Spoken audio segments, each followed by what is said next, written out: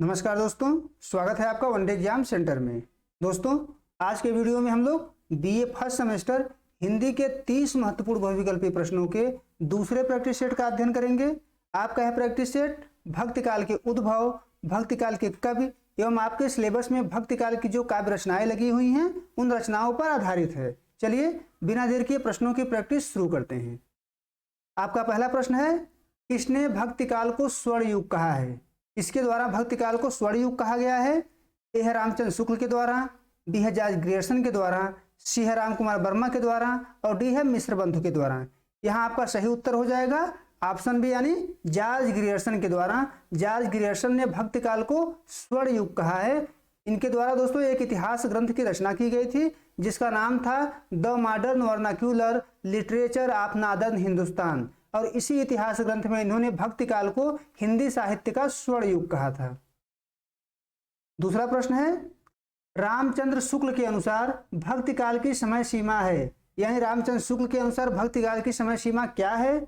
ए है संवत 1375 से संवत 1700, बी है संवत 1318 से संवत 1643, सी है संवत 1050 से संवत 1375 और डी है संवत 1700 से संवत 1900। यहाँ आपका सही उत्तर हो जाएगा ऑप्शन है यानी रामचंद्र शुक्ल के अनुसार भक्ति काल की जो समय सीमा है वो है संवत 1375 से लेकर के संवत 1700। अगर हम इसे सन में बदलते हैं तो सन 1318 से लेकर के 1643 तक का समय भक्ति काल था। तीसरा प्रश्न है, भक्ति शब्द का सर्वप्रथम उल्लेख कहाँ मिलता है? कहाँ पर सबसे पहले भक्ति शब्द का उल्लेख मिलता है? ए है कठोपनिषद में, बी है श्वेता श्वेतर उपनिषद में, सी है भागवत पुराण में और डी है विष्णु पुराण में। यहाँ आपका बी ऑप्शन सही हो जाएगा। श्वेता श्वेतर उपनिषद में सबसे पहले भक्ति शब्द का उल्लेख मिलता है, इसके पहले कहीं भक्ति शब्द का उल्लेख नहीं मिलता है। चौथा प्रश्न है, कबीर के वाणी का संग्रह किस नाम से किया गया है? किस नाम से कबीर के वाणी का संग्रह किया गया है? ए है ज्ञान समुद्र नाम से, बी है अभंग नाम से, सी है बीजक नाम से और डी है ध्यान योग के नाम से। तो यहाँ पर आपको सी ऑप्शन सही हो जाएगा। बीजक के नाम से कबीर के वाणी का संग्रह किया गया है। कबीर के एक शिष्य थे दोस्तों धर्मदास। कबीर के शिष्य का नाम था धर्मदास और धर्म के दास के द्वारा कबीर के वाणी का संग्रह बीजक नाम से 1464 ईस्वी में किया गया था। 1464 ईस्वी में धर्मदास के द्वारा कबीर के वाणी का संग्रह बीजक नाम से किया गया था। और इस बीजक के 3 भाग हैं, साखी, शबद और रमैनी। इन तीनों को मिलाकर के बीजक नाम दिया जाता है। पांचवा प्रश्न है, किसने कबीर को भाषा का डिक्टेटर कहा है? भाषा का डिक्टेटर किसके द्वारा कहा गया है कबीर को? ए है श्याम सुंदर दास के द्वारा, बी है हजारी प्रसाद द्विवेदी के द्वारा, सी है रामचंद्र शुक्ल के द्वारा और डी है ग्रियर्सन के द्वारा। यहाँ आपका बी ऑप्शन सही हो जाएगा। हजारी प्रसाद द्विवेदी ने अपनी पुस्तक कबीर में कबीरदास को भाषा का डिक्टेटर कहा है, यानी हजारी प्रसाद द्विवेदी ने एक पुस्तक लिखा था जिसका नाम था कबीर, और अपने इसी पुस्तक में कबीरदास को उन्होंने वाणी का डिक्टेटर यानी भाषा का डिक्टेटर कहा है। छठा प्रश्न है, निम्न में कौन सा कवि संत काव्यधारा से संबंधित है? इसमें से कौन सा कवि जो है संत काव्यधारा से संबंधित है? ए है कबीर, बी है रैदास, सी है सुंदरदास और डी है उपर्युक्त सभी। यहाँ डी ऑप्शन सही हो जाएगा। ऊपर के जो तीनों कवि हैं कबीरदास, रैदास और सुंदरदास, तीनों जो है भक्ति काल के संत काव्यधारा से संबंधित हैं। सातवां प्रश्न है, मुसलमानों के अनुसार कबीर के गुरु का नाम क्या था? ए है शेख तकी, बी है उस्मान, सी है शेख फरीद और डी है इनमें से कोई नहीं। यहाँ पर आपका सही उत्तर हो जाएगा ऑप्शन यानी शेख तकी। मुसलमानों के अनुसार कबीर के गुरु का नाम था शेख तकी। और वैसे दोस्तों आमतौर पर कबीर के गुरु का नाम था रामानंद। रामानंद को कबीर का गुरु माना जाता है, लेकिन मुसलमान रामानंद को कबीर का गुरु नहीं मानते हैं। उनके अनुसार शेख तकी जो सूफी फकीर थे कबीर के गुरु हैं। आठवां प्रश्न है, माया दीपक नर पतंग भ्रम भ्रम इवय पड़ंत, यह पंक्ति किसकी है? किसके द्वारा यह पंक्ति लिखा गया है? यह है गोरखनाथ के द्वारा, बी है कबीरदास के द्वारा, सी है तुलसीदास के द्वारा और डी है सूरदास के द्वारा। यहाँ आपका बी ऑप्शन सही हो जाएगा। कबीरदास के द्वारा यह पंक्ति लिखा गया है और कबीरदास के शब्दी से यह पंक्ति लिया गया है। कबीरदास के शब्दी से यह पंक्ति लिया गया है। माया दीपक नर पतंग भ्रम भ्रम इवय पड़ंत, यानी माया जो है दीपक के समान है और मनुष्य क्या है, पतंगे के समान है, कीट के समान है। दीपक पर पतंगा उड़ उड़कर पड़ता है और नष्ट हो जाता है, उसी प्रकार से मनुष्य माया के चक्कर में पड़ करके नष्ट हो रहा है। इस पंक्ति में कबीर के दास के द्वारा यही कहा गया है।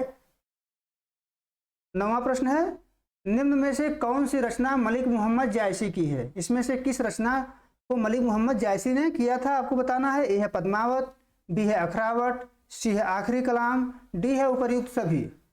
यहाँ पर डी ऑप्शन सही हो जाएगा। ऊपर की जो तीनों रचनाएं हैं तीनों मलिक मोहम्मद जायसी के द्वारा किया गया है। पहली रचना है पद्मावत। पद्मावत में पद्मावती और रत्नसेन की कहानी का वर्णन इनके द्वारा किया गया है। अखरावट में वर्णमाला के एक एक अक्षर को लेकर के चौपाई की रचना की गई है। और आखिरी कलाम में कयामत का वर्णन किया गया है। और इसी ग्रंथ में जायसी ने मुगल बादशाह बाबर की प्रशंसा भी की है, तो डी ऑप्शन यहाँ पर सही हो जाएगा। 10वां प्रश्न है, निम्न में से कौन सा पात्र पद्मावत का है? इसमें से कौन सा पात्र पद्मावत नामक ग्रंथ का है, आपको बताना है। ए है रत्नसेन, बी है पद्मावती, सी है नागमती, डी है उपर्युक्त सभी। यहाँ भी डी ऑप्शन सही हो जाएगा। तीनों पात्र जो है पद्मावत रचना के हैं। रत्नसेन, पद्मावती और नागपति तीनों जो है पद्मावत के पात्र हैं। 11 नंबर प्रश्न है, जायसी के गुरु थे। जायसी के गुरु कौन थे, आपको बताना है। ए है शेख मोहिदी, बी है शेख उस्मान, सी है शेख फरीद और डी है इनमें से कोई नहीं। यहाँ आपका ए ऑप्शन सही हो जाएगा। शेख मोहिदी जो थे जायसी के गुरु थे। जायसी के गुरु का नाम था शेख मोहिदी, तो ए ऑप्शन यहाँ पर सही हो जाएगा।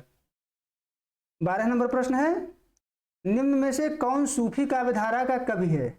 इसमें से कौन सूफी काव्यधारा का कवि है? ए है जायसी, बी है कुतुबन, सी है मंझन और डी है उपर्युक्त सभी। यहाँ पर डी ऑप्शन सही हो जाएगा। तीनों कवि सूफी काव्यधारा के हैं, जायसी भी, कुतुबन भी और मंझन भी। जायसी के द्वारा पद्मावत की रचना की गई है, कुतुबन के द्वारा मृगावती की रचना की गई है और मंझन के द्वारा मधुमालती नामक ग्रंथ की रचना की गई है। 13 नंबर प्रश्न है, चंदायन के रचयिता हैं। चंदायन किसके द्वारा लिखा गया है, आपको बताना है। ए है असाइद के द्वारा, बी है मुल्ला दाऊद के द्वारा, सी है ईश्वर दास के द्वारा और डी है कुतुबन के द्वारा। यहाँ बी ऑप्शन सही हो जाएगा आपका। चंदायन जो है मुल्ला दाऊद के द्वारा लिखा गया है। मुल्ला दाऊद ने 1379 ईस्वी में चंदायन नामक ग्रंथ की रचना की है। माता प्रसाद गुप्त ने इस ग्रंथ को लोर कथा कहा है। लोर कथा माता प्रसाद गुप्त के द्वारा इस ग्रंथ को कहा गया है। 14 नंबर प्रश्न है, ए रानी मन देख विचारी, यही नैहर रहना दिनचारी। यह पंक्ति किसकी है? किसके द्वारा यह पंक्ति लिखा गया है? ए है तुलसीदास के द्वारा, बी है जायसी के द्वारा, सी है उस्मान के द्वारा और डी है कबीरदास के द्वारा। यहाँ पर आपका बी ऑप्शन सही हो जाएगा। जायसी की पंक्ति है और जायसी ने इस पंक्ति को पद्मावत के मानसरोवर खंड में लिखा है, जहां पर पद्मावती जो है स्नान करने के लिए जाती है मानसरोवर में, वहीं पर यह पंक्ति लिखा गया है, तो बी ऑप्शन सही हो जाएगा। जायसी की यह पंक्ति है। 15 नंबर प्रश्न है, किसे दक्षिण भारत की मीरा कहा जाता है? दक्षिण भारत की मीरा किसे कहा जाता है? यह आंडाल को, बी है मधुकर को, सी है सठकोप को और डी है कुलशेखर को। यहाँ पर ए ऑप्शन सही हो जाएगा। अंडाल को दक्षिण भारत की मीरा कहा जाता है। दोस्तों, भक्ति का उद्भव दक्षिण भारत में हुआ था और उनका नाम था अलवार। अलवारों का संबंध जो था वो केरल से था। इनकी संख्या थी 12 और इन 12 की संख्या में एक महिला थी जिसका नाम था अंडाल और इन्हीं को दक्षिण भारत की मीरा कहा जाता है। 16 नंबर प्रश्न है, रामचरितमानस के रचयिता हैं। किसके द्वारा रामचरितमानस नामक ग्रंथ की रचना की गई थी? ए है कबीरदास, बी है वाल्मीकि, सी है तुलसीदास और डी है सूरदास। यहाँ पर आपका सी ऑप्शन सही हो जाएगा। तुलसीदास के द्वारा रामचरितमानस नामक ग्रंथ की रचना 1574 ईस्वी में की गई थी। 1574 ईस्वी में तुलसीदास ने रामचरितमानस नामक ग्रंथ की रचना की थी और इसमें कुल 7 कांड हैं। रामचरितमानस में कुल 7 कांड का वर्णन किया गया है। 17 नंबर प्रश्न है, रामानुजाचार्य का संबंध है, यानी किस दर्शन से रामानुजाचार्य का संबंध है? ए है विशिष्टाद्वैतवाद, बी है द्वैताद्वैतवाद, सी है शुद्धाद्वैतवाद और डी है द्वैताद्वैतवाद। यहाँ आपका सही उत्तर हो जाएगा ऑप्शन यानी विशिष्टाद्वैतवाद। रामानुजाचार्य विशिष्टाद्वैतवाद के प्रवर्तक हैं और इसी दर्शन से तुलसीदास संबंधित हैं। तुलसीदास के काव्य में यही दर्शन पाया जाता है। यहाँ पर ईश्वर को अंशी माना जाता है और जीव को अंश माना जाता है, यानी जीव जो है ईश्वर का ही अंश है। और तुलसीदास ने इसी को आधार बना करके लिखा है, ईश्वर अंश जीव अविनाशी, चेतन अमल सहज सुख राशि। 18 नंबर प्रश्न है, निम्न में से कौन सा कवि राम काव्य धारा से संबंधित है? राम काव्य धारा से कौन सा कवि संबंधित है, इसमें से आपको बताना है। ए है तुलसीदास, बी है अग्रदास, सी है नाभादास और डी है उपर्युक्त सभी। यहाँ डी ऑप्शन आपका सही हो जाएगा, क्योंकि तुलसीदास, अग्रदास और नाभादास तीनों जो है राम काव्य धारा से संबंधित हैं, राम की कथाओं का वर्णन करते थे। 19 नंबर प्रश्न है, तुलसीदास की रचना है, इसमें से कौन सी रचना तुलसीदास के द्वारा की गई है? ए है कवितावली, बी है विनय पत्रिका, सी है पार्वती मंगल और डी है उपर्युक्त सभी। डी ऑप्शन सही हो जाएगा। कवितावली की रचना भी तुलसीदास के द्वारा ब्रजभाषा और कवित्व छंद में किया गया है। विनय पत्रिका की रचना भी ब्रजभाषा में तुलसीदास के द्वारा किया गया है, जिसमें विनय के पद लिखे गए हैं। पार्वती मंगल की रचना भी तुलसीदास के द्वारा अवधी भाषा में किया गया है। तो तीनों रचना तुलसीदास की है, डी ऑप्शन यहाँ पर सही हो जाएगा। 20वां प्रश्न है, तुलसीदास की भक्ति है, किस प्रकार की भक्ति है तुलसीदास की, आपको बताना है। यह दास्य भक्ति, बी है माधुर्य भक्ति, सी है प्रेमा भक्ति और डी है इनमें से कोई नहीं। तो यहाँ ए ऑप्शन आपका सही हो जाएगा, दास्य भक्ति। तुलसीदास के काव्य में दास्य भक्ति पाई जाती है, जहां ईश्वर को अत्यंत बड़ा करके देखा जाता है और अपने आप को ईश्वर का दास समझ के अत्यंत छोटा करके देखा जाता है। तुलसीदास के काव्य में इसी प्रकार की भक्ति पाई जाती है, उसका नाम है दास्य भक्ति। ए ऑप्शन यहाँ पर सही हो जाएगा। 21 नंबर प्रश्न है, कौने अवसर का भयं गयं नारी विश्वास, यह पंक्ति किसकी है, किसके द्वारा यह पंक्ति लिखा गया है? यह कबीरदास के द्वारा, बी है सूरदास के द्वारा, सी है तुलसीदास के द्वारा और डी है जायसी के द्वारा। यहाँ सी ऑप्शन आपका सही हो जाएगा, तुलसीदास के द्वारा लिखा गया है। और तुलसीदास के रामचरितमानस के अयोध्या कांड से यह चौपाई ली गई है। जब राम वनवास का समय आता है, वहां पर तुलसीदास ने इस पंक्ति को लिखा है, कौने अवसर का भयों गयों नारी विश्वास। तो सी ऑप्शन यहाँ पर सही हो जाएगा। 22 नंबर प्रश्न है, भक्तमाल के रचयिता हैं, किसके द्वारा भक्तमाल नामक ग्रंथ की रचना की गई है? ए है नाभादास के द्वारा, बी है अग्रदास के द्वारा, सी है कीलदास के द्वारा और डी है ईश्वरदास के द्वारा। यहाँ आपका सही उत्तर हो जाएगा ऑप्शन, यानी नाभादास के द्वारा भक्तमाल की रचना की गई है। और नाभादास ने इस ग्रंथ की रचना जो है 1585 ईस्वी में किया था, 1585 ईस्वी में। और इसकी भाषा है ब्रज भाषा, ब्रज भाषा में इसकी रचना की गई थी। इसमें 200 कवियों का वर्णन किया गया है, भक्तमाल में 200 कवियों का वर्णन किया गया है। ये ऑप्शन यहाँ पर आपका सही हो जाएगा। 23 नंबर प्रश्न है, कृष्ण भक्त कवियों का आधार ग्रंथ है, यानी किस ग्रंथ को आधार मान करके कृष्ण भक्त कवियों ने रचना किया है? ए है रामचरितमानस, बी है महाभारत, सी है भागवत पुराण और डी है गाथा सप्तशती। यहाँ सी ऑप्शन सही हो जाएगा। भागवत पुराण को आधार बना करके कृष्ण भक्त कवियों ने रचना किया है और भागवत पुराण की रचना वेद व्यास के द्वारा किया गया था। सी ऑप्शन यहाँ पर सही हो जाएगा। 24 नंबर प्रश्न है, निम्न में से किसने अष्टछाप की स्थापना की है? अष्टछाप की स्थापना किसके द्वारा किया गया है, आपको बताना है। ए है गोकुलनाथ के द्वारा, बी है विट्ठलनाथ के द्वारा, सी है वल्लभाचार्य के द्वारा और डी है सूरदास के द्वारा। यहाँ आपका बी ऑप्शन सही हो जाएगा। विट्ठलनाथ के द्वारा अष्टछाप की स्थापना 1565 ईस्वी में किया गया था।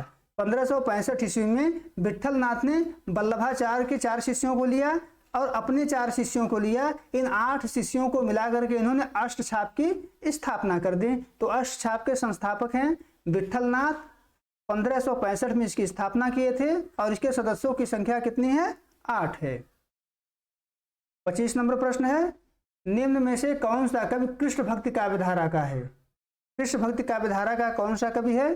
ए है सूरदास, बी है कुंभनदास, सी है नंददास और डी है उपर्युक्त सभी। डी ऑप्शन सही हो जाएगा। तीनों कवि सूरदास, कुंभनदास और नंददास तीनों कवि कृष्ण भक्ति काव्यधारा से संबंधित हैं। 26 नंबर प्रश्न है, भ्रमर गीत का संपादन किसने किया है? किसके द्वारा भ्रमर गीत का संपादन किया गया है? ए है हजारी प्रसाद द्विवेदी के द्वारा, बी है रामचंद्र शुक्ल के द्वारा, सी है सूरदास के द्वारा और डी है केशव दास के द्वारा। यहाँ पर बी ऑप्शन सही हो जाएगा। रामचंद्र शुक्ल के द्वारा भ्रमर गीत का संपादन किया गया है। 27 नंबर प्रश्न है, निम्न में से कौन सी रचना सूरदास की है? सूरदास के द्वारा इसमें से किस रचना को लिखा गया है? ए है सूरसागर, बी है सूर सारावली, सी है साहित्य लहरी और डी है उपर्युक्त सभी। डी ऑप्शन सही हो जाएगा। तीनों ग्रंथ जो है सूरदास के हैं, सूरसागर, सूर सारावली और साहित्य लहरी। 28 नंबर प्रश्न है, सखी संप्रदाय की स्थापना किसने की थी? किसके द्वारा सखी संप्रदाय की स्थापना की गई है? ए है स्वामी हरिदास, बी है चैतन्य महाप्रभु, सी है निम्बकाचार्य और डी है हित हरिवंश। यहाँ पर आपका 28 का ए ऑप्शन सही हो जाएगा। स्वामी हरिदास के द्वारा सखी संप्रदाय की स्थापना की गई थी और सखी संप्रदाय को दोस्तों टट्टी संप्रदाय के नाम से भी जाना जाता है। 29 नंबर प्रश्न है, रास पंचाध्याय के लेखक कौन है? किसके द्वारा रास पंचाध्याय नामक ग्रंथ की रचना की गई है? ए है कुंभन दास के द्वारा, बी है गोविंद स्वामी के द्वारा, सी है नंददास के द्वारा और डी है सूरदास के द्वारा। तो सी ऑप्शन सही हो जाएगा। नंददास के द्वारा रास पंचाध्याय नामक ग्रंथ की रचना की गई थी और इसकी रचना नंददास ने रोला छंद में की है। रोला छंद में इसको लिखा गया है और इसको हिंदी का गीत गोविंद कहा जाता है। रास पंचाध्याय को हिंदी का गीत गोविंद कहा जाता है और इसमें कुल 5 अध्याय हैं। इस ग्रंथ में कुल 5 अध्याय हैं। इसको हिंदी का गीत गोविंद कहा जाता है। इसको रोला छंद में लिखा गया है। 30 नंबर प्रश्न है, निम्न में से कौन अष्टछाप में सम्मिलित नहीं है? कौन सा कवि अष्टछाप में सम्मिलित नहीं है आपको बताना है। सूरदास, कुंभनदास, हरिदास, नंददास। सी ऑप्शन सही हो जाएगा। हरिदास जो है अष्टछाप में सम्मिलित नहीं है। बाकी सूरदास, कुंभनदास और नंददास तीनों जो है अष्टछाप में सम्मिलित हैं। उम्मीद है दोस्तों आपको वीडियो पसंद आया होगा। आप हमारे चैनल को सब्सक्राइब करिए, वीडियो को लाइक करिए, शेयर करिए। बहुत बहुत धन्यवाद।